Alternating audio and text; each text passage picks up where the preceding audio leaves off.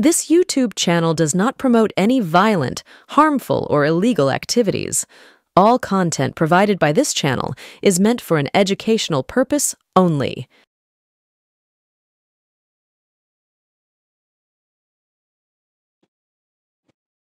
নমস্কার, আবার ফিরে এলাম এনকে ডিজিটালে সাপ্তাহিক অনুষ্ঠানে। দেখুন, আজ আমরা কথা বলবো বিজেপির এই হিন্দুত্ববাদী রাজনীতি নিয়ে।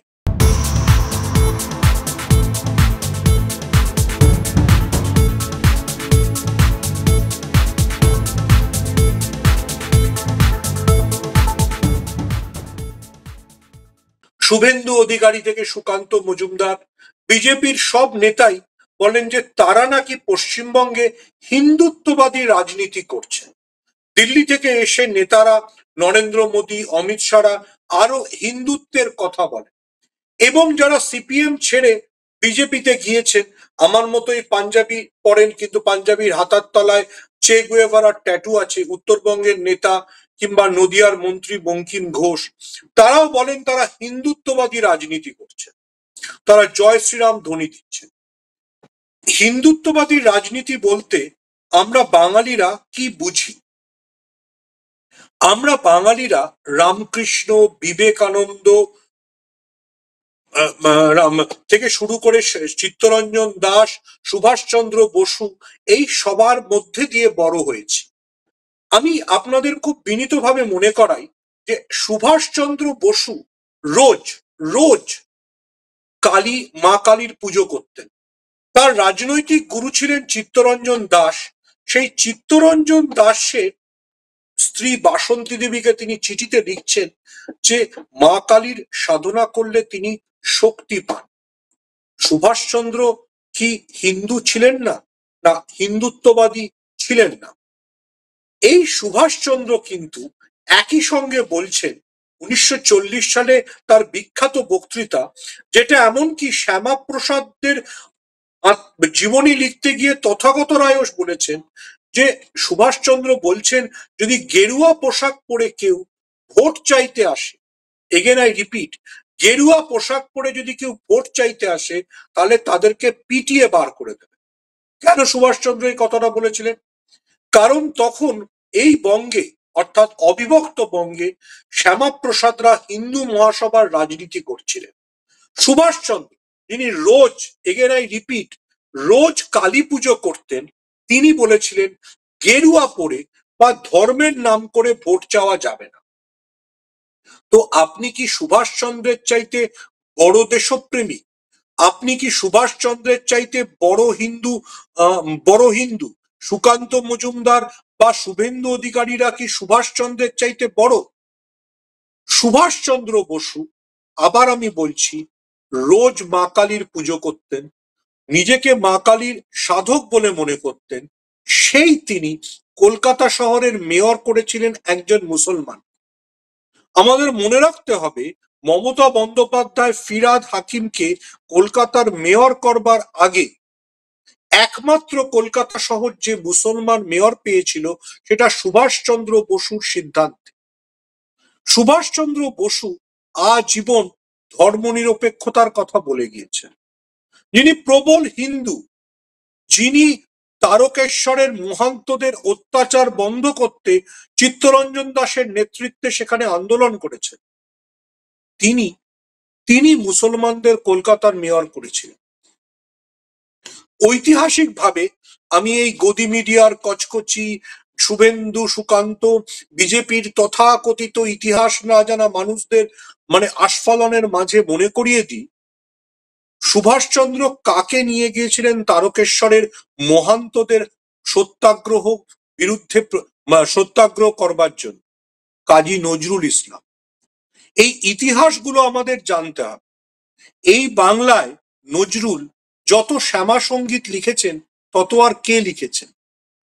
দেখুন, মমতা বন্দ্যোপাধ্যায় যেটা বলেন বা যে কোনো সেন্টারিস্ট পলিটিশিয়ান যেটা বলেন, যে বিজেপির হিন্দুত্ববাদ পশ্চিমবঙ্গে চলবে না। বিজেপির হিন্দুত্ববাদটার মধ্যে আরএসএস এর উত্তর এবং মধ্য ভারতের হিন্দি, হিন্দু, হিন্দুস্তান, এইটার একটা দাপটের উপস্থিতি আছে। বাঙালি যে হিন্দি হিন্দু হিন্দুস্তানের স্লোগানকে কোনোদিন বিশ্বাস করে। সুভাষ বোস প্রতিরোধ করেছেন। আবার মনে করিয়ে দিই, শ্যামাপ্রসাদ 52 নির্বাচনে জিতলেন দক্ষিণ কলকাতা, কিন্তু শ্যামাপ্রসাদের মৃত্যুর পরে ওই আসনে জনসংঘ কি পরিণতি হয়েছিল? কারণ বাংলা বারবার এই সাম্প্রদায়িক বিভাজন বা মেরুকরণের রাজনীতিকে প্রত্যাখ্যান করেছে। বাংলার রাজনীতিতে কোনোদিন এই উগ্র হিন্দুত্ববাদ নেই, যেটা বিজেপি আমদানি করতে চায়।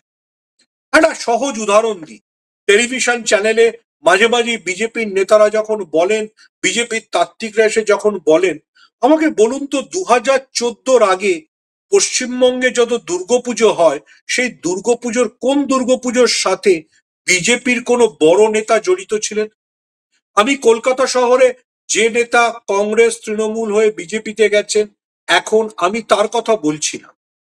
তার কথা যদি আপনি তাকে বাদ দেন, পশ্চিমবঙ্গে বিজেপি নেতারা বা বিজেপি পরিচালিত দুর্গাপুজো কোনটা ছিল? যখন পশ্চিমবঙ্গে বামেদের ঘোরতর শাসন, 34 বছরের বাম শাসন, তখনও সুব্রত মুখোপাধ্যায় একডালিয়ায় দাপটের সঙ্গে দুর্গাপুজো করতেন, সোমেন মিত্র কালী পুজো করতেন, ফাটাকেষ্ট কালী পুজো করতেন। আপনি কোন বিজেপি নেতার নাম শুনেছেন বলুন তো, যিনি দুর্গাপুজো কালী পুজোর সঙ্গে যুক্ত ছিলেন? বিজেপি আসলে আবারও বলছি, যে হিন্দুত্ববাদটাকে বাংলায় চাপিয়ে দিতে চাইছে, সেটা বাঙালির হিন্দুত্ব নয়। বাঙালির চাইতে বেশি হিন্দু কেউ নয়। ভুলে যাবেন না যে, এবং বিজেপি প্রায়শই ইতিহাস বিকৃতি করে। এই যে বলছে যে 20শে জুন পশ্চিমবঙ্গ দিবস পালন করবে, নরেন্দ্র মোদী আসবেন। আরে 20শে জুন যে বাংলা ভাগ হয়েছিল, সেই ভোট, সেই ভাগের ভোটে পশ্চিমবঙ্গ প্রাদেশিক, মানে তো পশ্চিমবঙ্গ না, তখনও অবিভক্ত বঙ্গের প্রাদেশিক আইনসভায় যে ভোটাভুটি হয়েছিল, তাতে শ্যামাপ্রসাদ তো একক সদস্য ছিলেন। কারা ভোট দিয়েছিল? বিধান রায়ের নেতৃত্বে কংগ্রেস, সিপিএম, জ্যোতি বসুরা ভোট দিয়েছিলেন। তো সেই ইতিহাস আমরা ভুলে যাব? বাঙালিকে বাঙালিকে এই যে ভূখণ্ডটা দেওয়া হয়েছে, সেটা শ্যামাপ্রসাদের বলে দাবি করলে বিজেপি আমরা মেনে নেব? বিধান রায়দের কোনো ভূমিকা ছিল না? শরৎ বোস, যিনি ইউনিফাইড বেঙ্গল চেয়েছিলেন, তার প্রস্তাবকে নাকচ করে দিয়ে বল্লভভাই প্যাটেল এবং নেহেরু পশ্চিমবঙ্গের কংগ্রেস নেতাদের নির্দেশ পাঠান যে পশ্চিমবঙ্গ, মানে বঙ্গের কংগ্রেস নেতাদের নির্দেশ পাঠান যে বাংলা ভাগ হোক, একটা ভাগ যদি পাকিস্তানে যায় যাক, একটা ভাগ ভারতবর্ষের সঙ্গে থাক। তিনি শরৎ বোসের প্রস্তাবকে নেহেরু প্যাটেলরা নাকচ করেছিলেন। কোনো শ্যামাপ্রসাদের জন্য পশ্চিমবঙ্গ 20শে জুন হয়নি। আবারও বলছি, বিধানসভায় যটা ভোট পড়েছিল বাংলা ভাগের সমর্থনে, তার মধ্যে একটা মাত্র ভোট ছিল হিন্দু মহাসভার শ্যামাপ্রসাদের। বাকি ভোটগুলো কাদের ছিল? কংগ্রেসের, বামপন্থীদের। বিজেপির এই অসত্য ভাষণ, হিন্দুদের জন্য আমরাই করি, এই সমস্ত মিথ্যে কথাকে এবার ইতিহাস দিয়ে আমাদেরকে কাউন্টার করার সময় হয়ে এসেছে। একই সঙ্গে একই সঙ্গে আমি বলছি জোর গলায়, এটাও বলতে হবে যে বিজেপির হিন্দুত্ববাদ পশ্চিমবঙ্গে চলবে না। পশ্চিমবঙ্গের বাঙালি আমিষের ভক্ত। পশ্চিমবঙ্গে দুর্গাপুজোর সময় নিরামিষ খেতে হবে, নবরাত্রির সময় নিরামিষ খেতে হবে, এইসব বাজে যুক্তি দিলে বাঙালি শুনবে না। ভুলে যাবেন না, বিজেপি যেসব রাজ্যে শাসন ক্ষমতায় এসছে, আমরা সবাই দেখেছি দিল্লিতে কি হয়েছিল। মাছের বাজারে গিয়ে কিভাবে গেরুয়া শিবিরের লোকজন হুমকি দিচ্ছিল। আমাদের সেইটা মনে রাখতে হবে। বাঙালিকে নিজের খাদ্যাভ্যাস, নিজের সবকিছু থেকে যারা বঞ্চিত করতে চায়, তারা বিজেপি। আচ্ছা, একটা খুব মজার কথা, বিজেপি এই মাছ মাংস খাওয়ার সঙ্গে মুসলমানদের জোরে। ইতিহাস পড়েনি বিজেপি, বিজেপি বাঙালির সাহিত্য পড়েনি, বিজেপি জানে না যে বৌদ্ধ স্তূপের থেকেও মাছের কঙ্কাল পাওয়া গিয়েছে। বিজেপি জানে না বাঙালির সমস্ত লেখায় কত মাছের কথা আছে। ফুল্লরা কিভাবে মাছ রান্না করতেন, আমশোল কিভাবে রান্না হতো, বিজেপি জানে না যে স্বয়ং রবীন্দ্রনাথ ঠাকুর থেকে বিবেকানন্দ কতটা মাছ খেতে ভালোবাসতেন। বিজেপি এমনকি এটাও জানে না ওদের নেতা হরিপদ ভারতী, যিনি 1977-এর বিধানসভায় অন্যতম তারকা বক্তা ছিলেন, তিনি কতটা মাছ খেতে ভালোবাসতেন।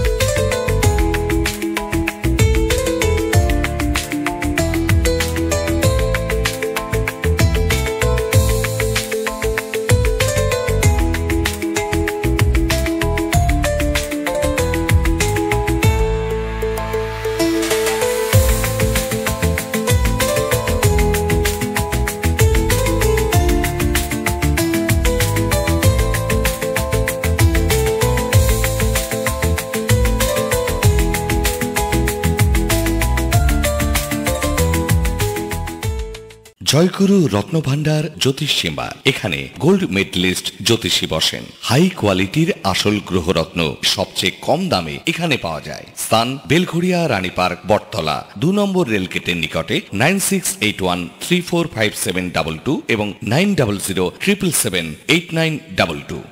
Found Kolkata's first ever sweet shop serving so unique items like Dab Malai Curry, Motichur Truffle, Gajor Borfi, Dab Kalakand, and I had to try them. শুধু তাই নয়, শক্তিগড়ের ল্যাংচা, বর্ধমানের সীতাভোগ, মালদার পোস্তকদম, বহরমপুরের ছানা বড়া, এগুলো সবকিছু খেতে হলে আর এত দূরে যেতে হবে না। সুন্দরিনী ন্যাচারালসে পেয়ে যাবে পশ্চিমবঙ্গের বিখ্যাত 10টা জেলার মিষ্টি all under the same roof.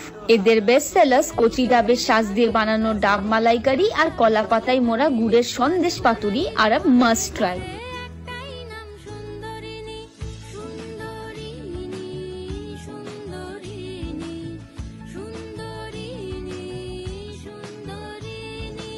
Welcome to the world of civil business.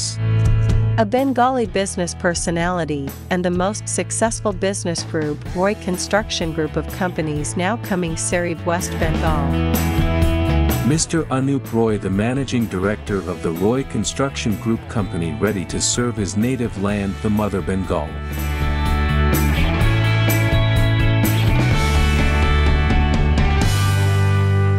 বিরতির পর আবার ফিরে এলাম এনকে ডিজিটালে। আমরা আলোচনা করছি বিজেপির হিন্দুত্ববাদ কেন অচল। দেখুন, বিজেপির হিন্দুত্ববাদের যে অচল তার প্রধান কারণ বিজেপি বাঙালির মনন, বাঙালির সংস্কৃতি, বাঙালির ঐতিহ্যকে বোঝে না। ঠিক যেমন বাঙালি কেন বিজেপিকে বারবার প্রত্যাখ্যান করে সেটা নরেন্দ্র মোদী, অমিত শাহরা বুঝতে পারেন না, তেমনি বিজেপির তাত্ত্বিক নেতারাও বোঝেন না বাঙালি একই সঙ্গে কালী পুজো করবে, আবার বাঙালি একই সঙ্গে মুসলমানদের ঈদে বিরিয়ানি খেতেও যাবে, একই সঙ্গে বড়দিনের কেকও খাবে। এটা বাঙালির গত 200 বছরের অভ্যেস। বাঙালিকে এই যে বিজেপি হঠাৎ বড়দিনের 25শে ডিসেম্বরকে কাউন্টার করবার জন্য শুরু করলো, 25শে ডিসেম্বর নাকি বড়দিন বা যীশু খ্রিস্টের জন্মদিন হিসেবে উদযাপন করা যাবে না, 25শে ডিসেম্বর নাকি তুলসী পুজোর দিন, এগুলো কেউ মেনে নেয়? 2021-এর আগে সোশ্যাল মিডিয়ায়, হোয়াটসঅ্যাপে বিজেপির মেসেজ পাঠানো থামছিল না যে আর 25শে ডিসেম্বর উদযাপন করা যাবে না, 30শে ডিসেম্বরকে উদযাপন হবে তুলসী পুজোর দিন হিসেবে। কেউ মেনেছে? কেউ বিশ্বাস করেছে বিজেপির কোন নেতার বাড়িতে তুলসী পুজোর দিন হিসেবে পালিত হয়েছে? না তারা বড়দিনের কেক খেয়েছে? বিজেপি এই যে হিন্দুত্ববাদের যে রাজনীতি বাংলায় আনতে চেষ্টা করেছে সেটা বারবার ব্যর্থ হচ্ছে।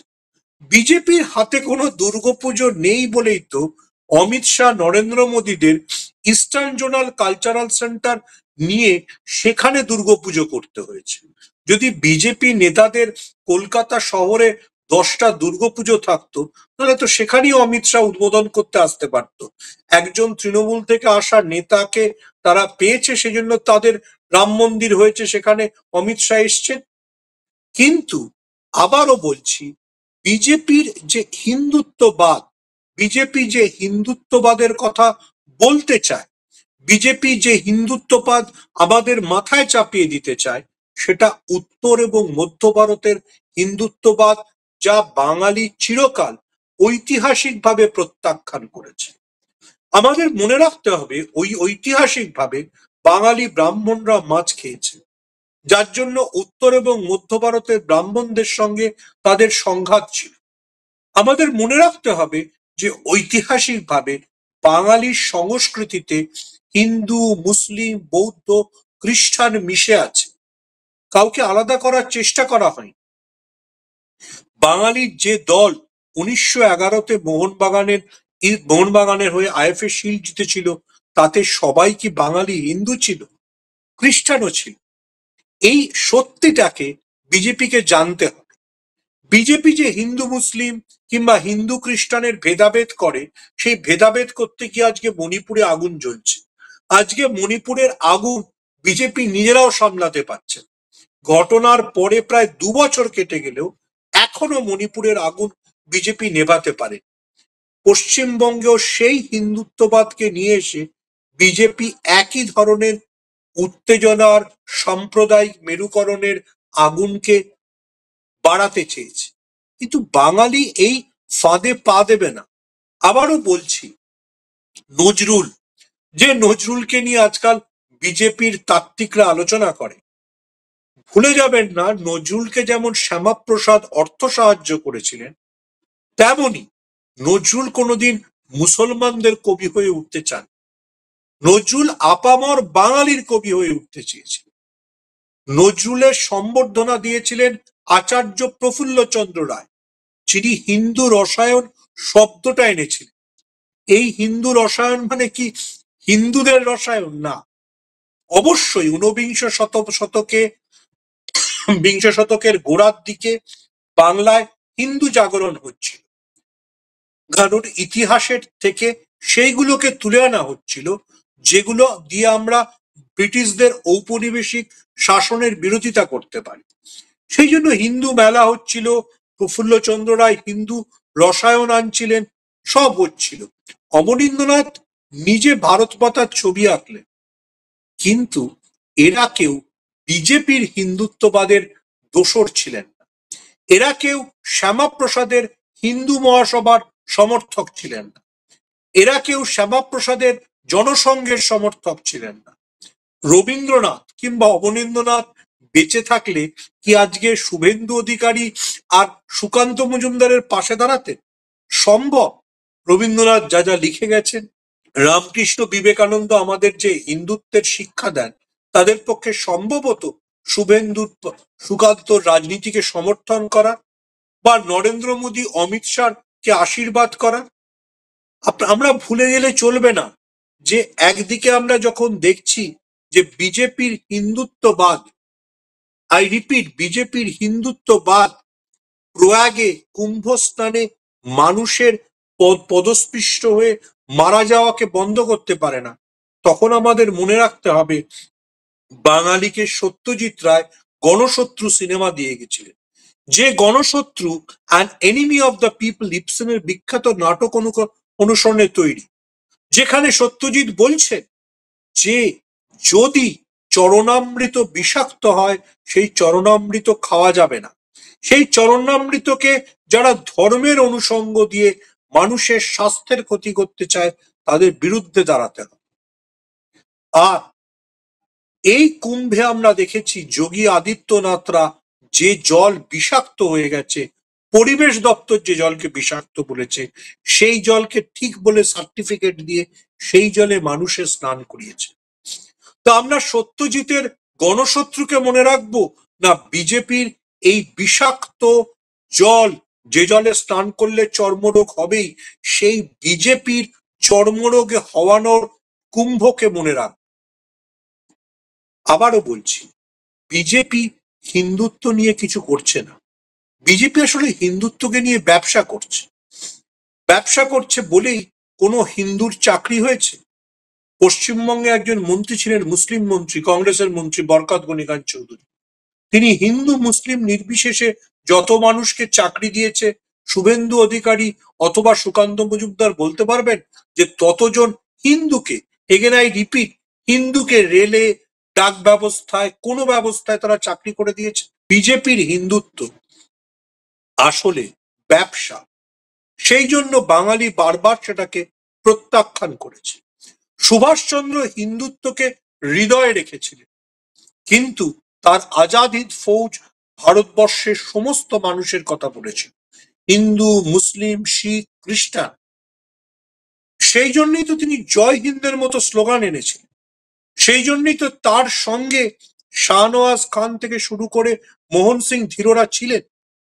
তিনি হিন্দু, মুসলিম, শিখ, খ্রিস্টান এই ভাগাভাগি করেননি।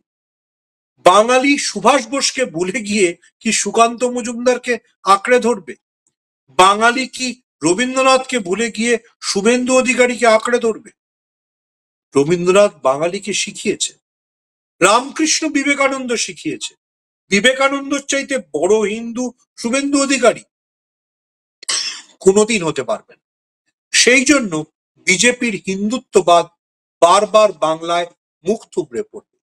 বাঙালি তার নিজস্ব স্বকীয়তা, সংস্কৃতি নিয়ে বেঁচে থাকবে। সবাইকে ধন্যবাদ আজকের এপিসোড শোনার জন্য। আবার ফিরে আসবো সামনের সপ্তাহে এনকে ডিজিটালে। দেখতে থাকুন এনকে ডিজিটাল। নমস্কার, সবাইকে ধন্যবাদ।